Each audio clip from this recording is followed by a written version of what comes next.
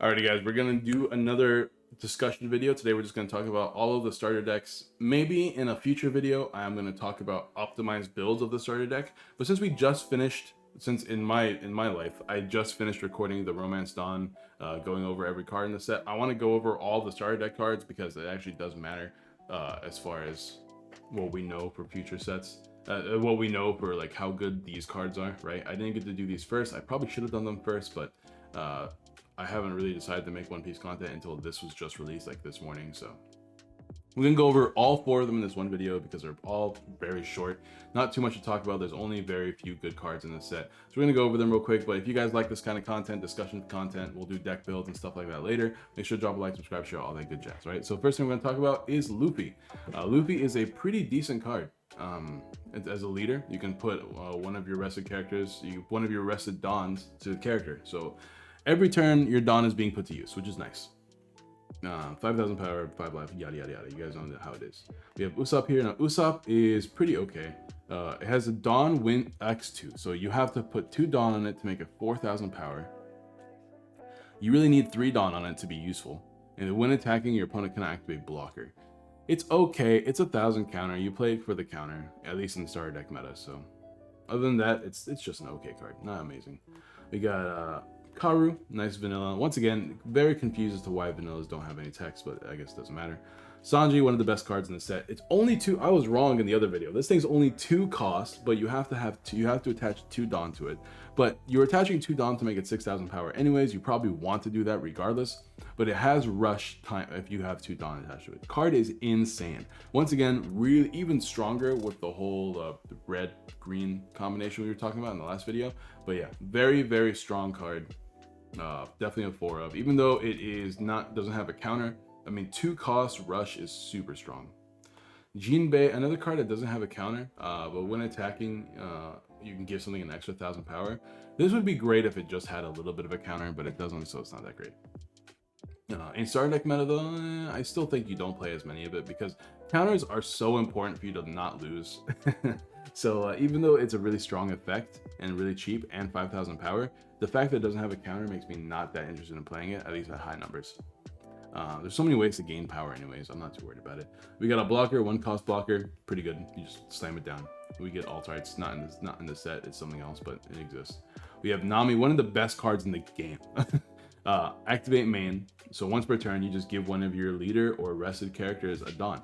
You never attack with this girl. You just kind of have her on board and you just keep paying. You pay resources for a card and then you give those rested resources to a person. It's so strong. This is like one of the best cards in the game. It's so insane. Yeah, really strong. 3 cost, 5,000 power with 1,000 counter. This is just good in starter deck meta because obviously it's just decent, right? You off the rip, you're strong enough to start threatening. A little bit better than Vivi because even though Vivi is cheaper, it is 4,000 power. So if you're gonna start threatening the board, you have to attach a Dawn, but it also has 1,000 counters. So like Robin's still a little bit better. Frankie, 4,000, 4 power, 6,000, better than Vivi, not as strong as Robin counter. You know how it is. Brooke, this is 2,000 counter, so it's worth playing just for that. On play, give your leader or one of your characters 2 rested Dawn. It's a good closer as well.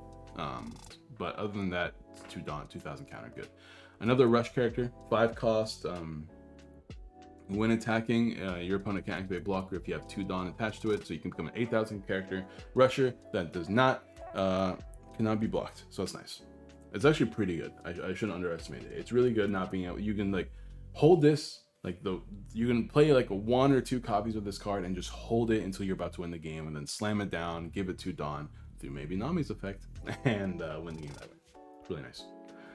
Roronoa Zoro, it's really, really powerful, but no counter, but still pretty good because you're immediately going to have, what is it, 7,000 power, because you attach 1, becomes 6. It gives this character another 1,000 power, 7,000 power. So high power, not amazing card, but you know, still pretty decent.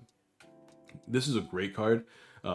You can, for 1, you can give something 3,000 power, which is really nice. And its trigger effect is give this 1,000 power for the whole turn, so really good defense. Jet pistol, once again, For 4 costs, KO something on board is really strong, especially like 6,000 power or less is really strong. And then its trigger is destroy it. It's kind of similar to a Gaia Force, it's not as strong. Diablo Jamba is not as good. You can make one of your characters unable to be blocked, which is still good for late game, but as a high number, you definitely don't want it. KO up to one of your characters that costs for 3 or less with blocker. So you can a trigger effect can KO a blocker, I suppose. I don't know how good that is, but it's whatever. And 1,000 Sunny is your stage card. Speaking of which, I don't think we saw any stage cards in the main set, unless I missed it. May rest one Straw Hat type character on the field that gains 1,000 power. I don't think there was any stage cards. Now that I'm thinking about it, I don't remember seeing any stage cards. Maybe I missed it. I don't remember. Oh, but it doesn't matter. Anyways, that's the red star deck. Pretty good. Pretty easy to make. You just play a bunch of counters and like a bunch of the good cards like Rush Sanji, maybe a few Zoro and a few Luffy. You definitely play a bunch of blockers and Jet Pistol and Guard Point. Yep, that's the deck pretty much. Up next is we're gonna go in order that I've have experience with, right? Oh, look at all these alt arts, dude. They are gorgeous. Anyways, starter deck Kaido. Ignoring these cards, we go from here. Kaido has activate main. Let's see if we can see it once per turn. Dawn -7. So once again, attached. You can attack. You can attach cards, swing with those cards, pay resources, whatever, and then take those cards that you're no longer going to be able to use and put them all back in your deck, 7 of them, and then you can just trash the top card of your opponent's life. So a great way to help finish the game after you've controlled the game most of the time. Ulti, we talked about this earlier in the set review, but yeah, she's good because she's 2,000 counter. On play, you can Dawn -1 to play a cost 4 or less page 1 from your hand, which is really strong considering the new page 1 is can attack unsuspended guys. And then the old page 1 is here somewhere. It's just a 6,000 power vanilla, which is generally good as well. I don't know if you'd play in the set, but Ulti might still see pay just because she is a 2,000 counter. Really depends on how many good 2,000 counters we get. We have Kaido, 9 cost, 10,000, Dawn -1. You make KO one of your opponent's characters that costs 6 or less, then this character gains Rush.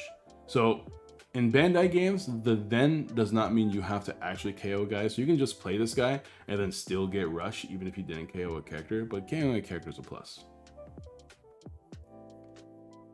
I think with Bandai, it has to say, and if you do, this character, blah. But because it just says then, it doesn't mean that they don't. It's weird verbiage, TCG language, whatever. Like, you get it if you're a TCG player. We have King here, 6 cost, 7,000 power, on play, Dawn -1. KO up to one of your opponent's characters that costs 4 or less. Pretty good, even though it doesn't have a counter. It's still like on play, have a big body, and also kill a guy. It's pretty decent. Queen is a 6,000 cost blocker with counter, so already a great card. On play, it means that like when your opponent swings at you, they just can't swing unless they're either gonna be higher than this or they have a follow-up that can kill this guy. Because like whenever you swing in this game, you don't die. Only the defender dies, not the aggressor. On play, Dawn -1, draw 2 cards, discard 1. Great effect for filtering, as well as being a blocker. Just a really good card. Counter. You definitely want to play like 4 of these. Sasaki again. You may trash. On play, draw 1 if you Dawn -1. Not bad. It's also a counter. Sheep's Head is a vanilla counter. Jack is another decent card. On play, discard 1 card, add a Dawn. You don't really want to discard, but you know, it's a counter. It's 3 costs. It's not terrible. Jinrami is a 1 cost counter. Not bad. Who's Who is a on play Dawn 1. KO a cost of 3 or less character, which is really strong. Combined with this trigger, you can just play it and then use the effect. Really, really strong. Black Maria is a 2 cost blocker. Not the best. 1 cost blockers are better, but you know, it's got a counter, so there's that. We already talked about Who's Who. We got X-Drake, 3 cost, 5,000 counter with a counter. The 3 cost, 5,000 power with a counter. Not terrible. All-Star Calamities. Let's see. Draw 1 card, then add 1 Dawn card from your deck to the cost area. So for 4 costs, you can draw 1 and add a Dawn. So it's really a 3 cost card. It's alright. It's not great. Brachio Bomber. KO one of your opponent's characters that costs 6 or less, so already pretty good. It's a little bit more expensive than Jet Pistol. It's actually a lot more expensive. But you can add a Dawn card from your deck to your cost area active. So it's really just a 5 cost card. really bad trigger, which is why Gum Gum Pistol's better, but overall, not awful. We got Blast Breath, 1 cost, 4,000 more power for the turn. Really, really strong. 4,000 power for 1 is really strong. Then Onigashima, one of the best stages in the game. Just every turn you can add a Dawn to your board. It's really, really good. Really, really good. All right, so there's that. Let's talk about the other 2 starter decks, and we'll call it a video. Try to keep this video pretty quick. Worst generation, we got Green Boy with Kid, who's a really good leader, actually. Once per turn for 3, you may discard a card, switch this leader active, so this thing can swing twice, which is nice. For a 3 cost and a discard, it's pretty heavy. That's why I like the new green leaders a little bit more, but overall, I like this card a lot. We got Vito, who's just a counter. We got Aruj, which is not just a counter. This one is Dawn 1 if you have 3 more characters, it gains 2,000 power. Once again, only good if you can have a big board. If you're playing against blue, it's never going to happen. I'm just going to be straight up with you. But other than that, it's not bad. It's got a counter. We have a 1 cost blocker once again. We have Killer, one counter. On play, kill up to one of your opponent's rested characters with cost of 3 or less. They have to be rested, but that's actually not too difficult. Like, you can KO stuff like Sanji and Zoro and whatnot. Kobe is a 1,000 counter for 4 cost, not a terrible card. Bonnie is another 1,000 counter, but this one's a searcher. For you have to pay 1, then you have to pay another 1 to use the ability to look at the top 5 cards of your deck, reveal 1 Supernova type card and add it to your hand. Now, this is really weird because there's Supernova, then there's Super Rookie, and I'm pretty sure Super Rookie don't count as Supernova, but whatever. We got Apu. We got rest one of your opponent's characters. It has a 2,000 counter though. It's actually not a bad card, right? So you can swing with this guy, and then you can rest any of your opponent's characters, and then you can come in with Killer and kill it on play, which is really nice. And it's got a counter of 2,000, so great card.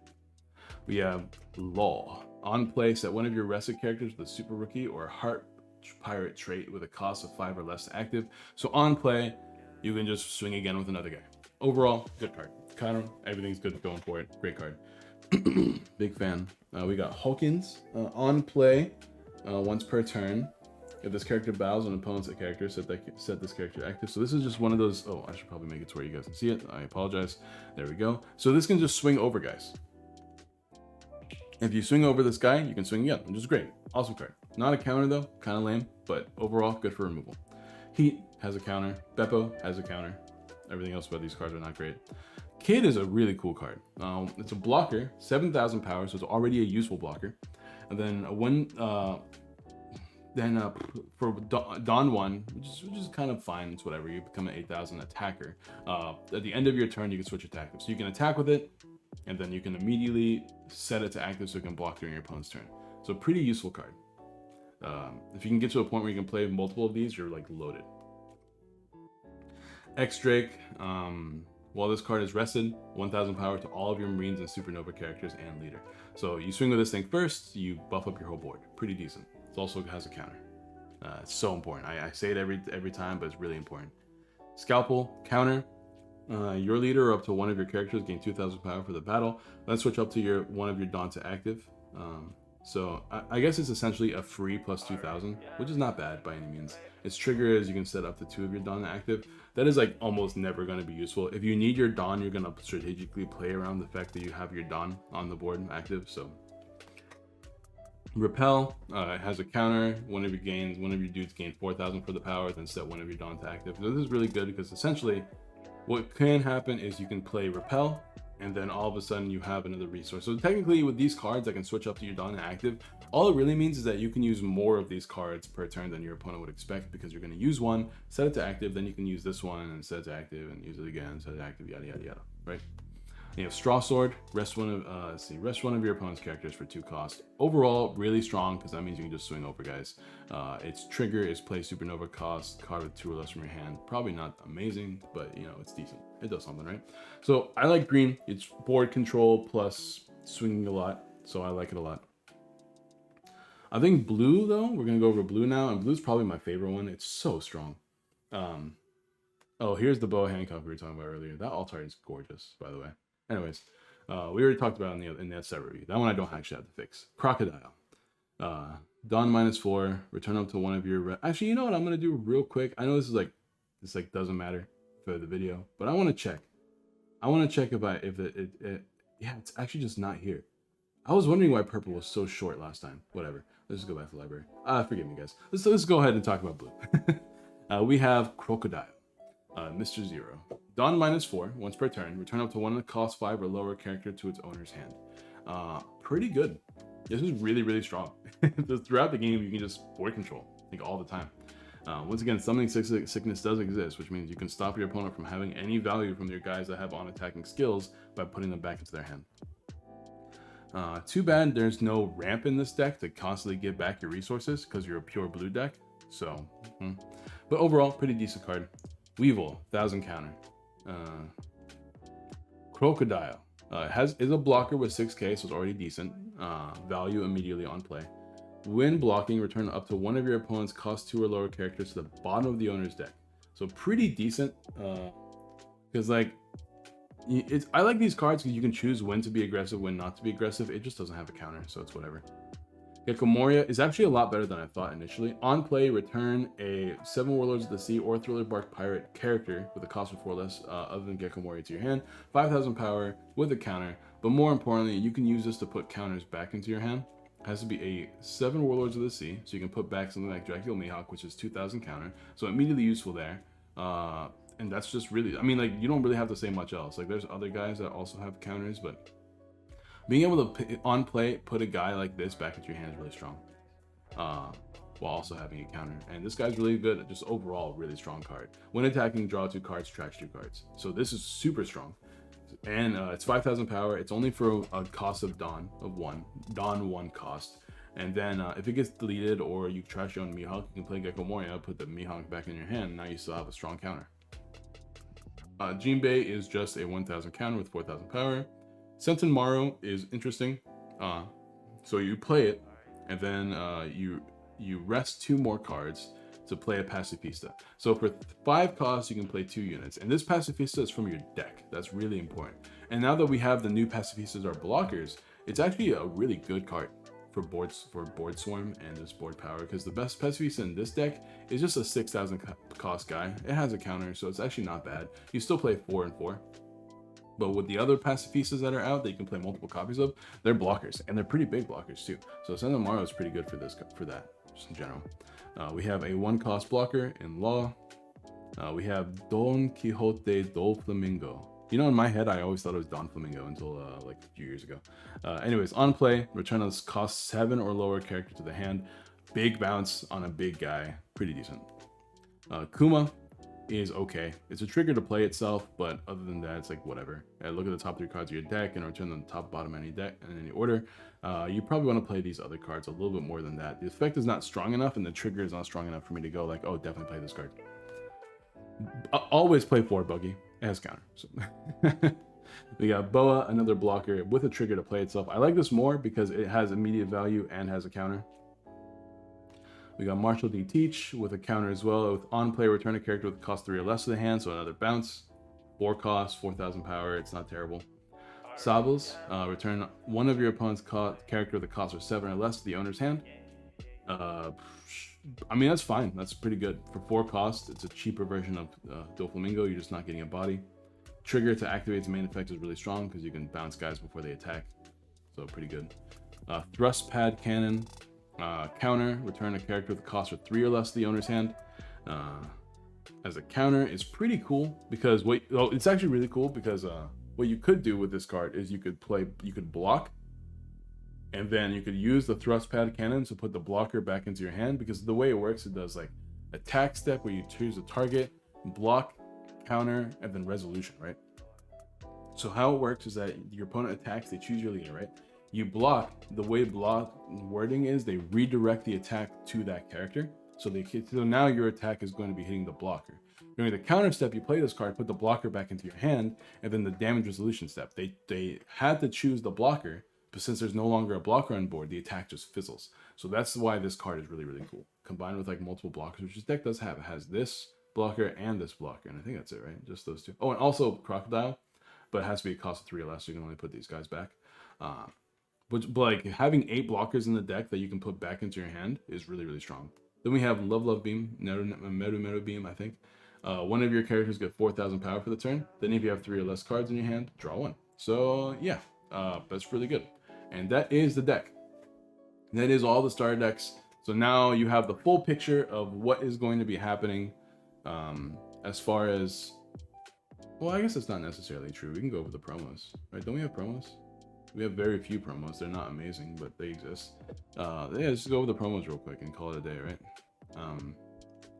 This is Luffy. It gains Rush for 2, so it costs 8 in total. But I mean, once again, Nami exists, so really it just costs as many Namis you have, right? With a beautiful alt art, absolutely gorgeous alt art. We have a kid. This kid it gets double attack, which is really strong. So for 2 costs, you're gonna be 6,000 attacker with double attack. It's really, really good. Crocodile. This is for Dawn 1, it gains blocker, which is like, it's not great because you want to attach the Dawn to do more damage. So these Dawns do nothing during your opponent's turn. There's other blockers. You don't play this card. This card sucks. We have a Kaido, Dawn -2. This character gains Banish, which is really strong, but it doesn't have Rush. So like this card's only okay. I mean, Banish is one of the best keywords in the game. But if you want to play Banish, just play Yamato and Secret Rare, obviously. You know, Del Forehead. I mean, I think we get these promo packs during starter deck meta, so they actually might matter. So you might still try to play this card, just test it. I'm not really sure how good it is, honestly, because it costs 7, and then you have to Dawn 2 the turn you attack. So if they have a way to bounce level 7s or destroy level 7s, it kind of sucks. Whatever. I can smell adventure. It's a reload. Shuffle your hand into your deck, then draw a card. For each card shuffle this way, just like reload, you play this card with a full card hand. You're only shuffling back 4, so you draw 4 more. You have to shuffle your whole hand, so it's just another mulligan. It's not a great card, honestly. Like, we learned from Yu-Gi-Oh! That card sucks. I don't think it's gonna be any better here. But anyways, that's every other card in the game that isn't the main set cards. So we've done it. We are good. It took me 23 minutes. I've been talking for almost an hour and a half straight. My throat is getting raw. Thank you guys for watching. I'm excited for One Piece card game. I will hopefully have tabletop games with just the starter decks coming soon. We will see. I have them all printed and proxied up, so they exist. I've been playing with my friends, so maybe if I get bored, we'll just do a quick game. And I'll see you guys next time.